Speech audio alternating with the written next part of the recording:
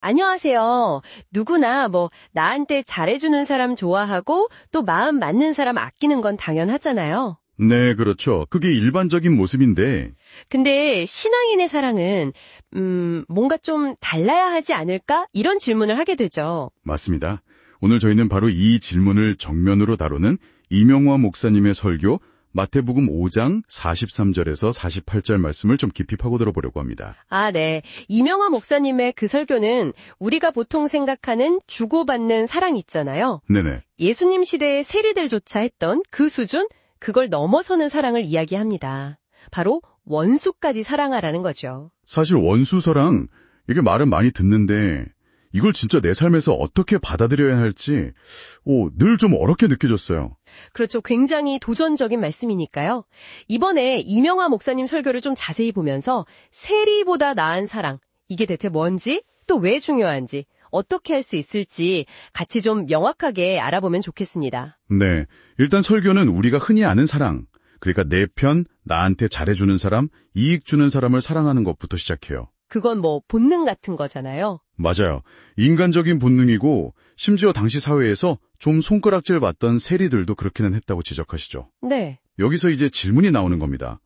그럼 그리스도인의 사랑은 뭐가 달라야 하냐? 아, 당시 유대 사회에서는 좀 이웃을 사랑하고 원수를 미워하라, 이런 가르침이 있었다면서요? 네, 그런 통념이 있었던 것 같아요. 그게 일반적이었을 텐데 설교에서는 이 부분을 어떻게 보나요? 그리 참 흥미로운 지점인데요. 이명화 목사님은 성경 어디에도 원수를 미워하라는 직접적인 명령은 없다는 걸 딱 짚어주세요. 아, 그래요? 전 당연히 있는 줄. 오히려 구약에서도 보면 곤경에 빠진 원수를 보면 도와주라는 식의 가르침이 있거든요.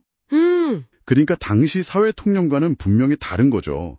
이게 세상 방식과 다른 어떻게 보면 신앙인의 출발점이다 이렇게 볼 수 있습니다. 그렇군요. 단순히 미워하지 않는 걸 넘어서 예수님은 훨씬 더 뭐라고 해야 하나 적극적인 요구를 하시잖아요. 네, 맞습니다. 너희 원수를 사랑하며 너희를 박해하는 자를 위하여 기도하라. 아, 이 말씀 앞에서는 진짜 늘 마음이 좀 무거워져요. 이게 감정적으로 어떻게 가능할까요? 네, 그 감정적인 어려움, 설교에서도 그걸 모르는 게 아니에요. 근데 여기서 말하는 사랑은 우리가 흔히 느끼는 그런 감정적인 끌림, 좋아하고 이런 거랑은 좀 다른 거죠. 아, 다른 종류의 사랑. 네, 흔히 말하는 아가페 사랑인데요. 설교에서는 이걸 하나님의 온전하심에 비유합니다. 온전함이요?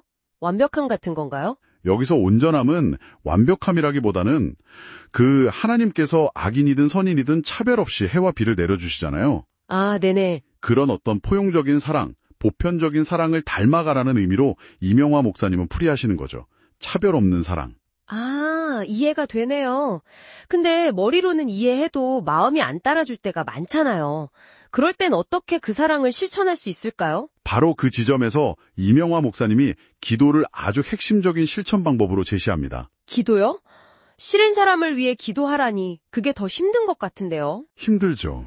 그런데 그 미움이라는 감정이 막 올라올 때 그 대상을 위해서 기도하는 행위 자체가 변화의 시작이라는 거예요.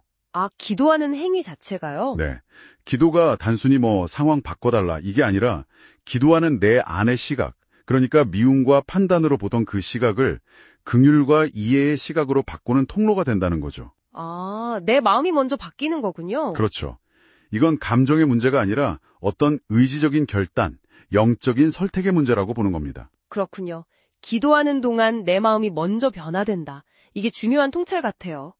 그러면 이토록 어려운 세리보다 나은 사랑, 이걸 실천하는 게 오늘날 우리한테 왜 그렇게 중요할까요? 요즘 사회 보면 점점 더 편가르기가 심해지는 것 같은데. 설교는 바로 그 점을 정확히 짚고 있어요. 우리 사회가 교회 안에서도 그렇고 가정, 직장, 정치 어디든 너무 극심하게 편이 갈리고 있잖아요. 네, 정말 그렇죠. 이런 상황 속에서 나랑 다른 편, 심지어 내가 원수라고 여기는 사람을 어떻게 대하는가.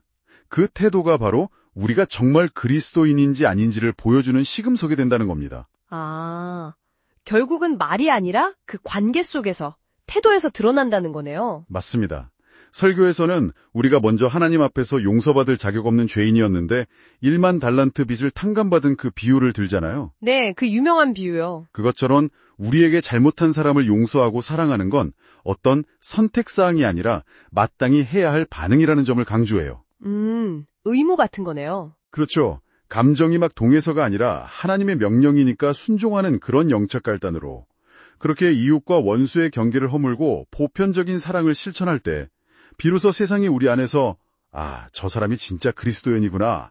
저기서 빛과 소금의 역할을 보는구나 하게 된다는 메시지죠. 오늘 임용화 목사님의 설교를 통해서 그리스도인의 사랑은 정말 내 편, 내 기준을 넘어서 원수까지 가야 하는구나.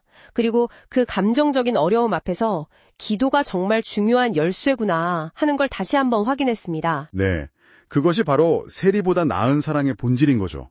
네, 임용화 목사님 설교는 결국 우리가 소위 반대편이라고 여기는 사람들을 어떻게 대하는지 그 태도가 우리 신앙의 진정성을 보여준다고 말하면서 마무리가 되는데요. 네, 아주 중요한 지적입니다.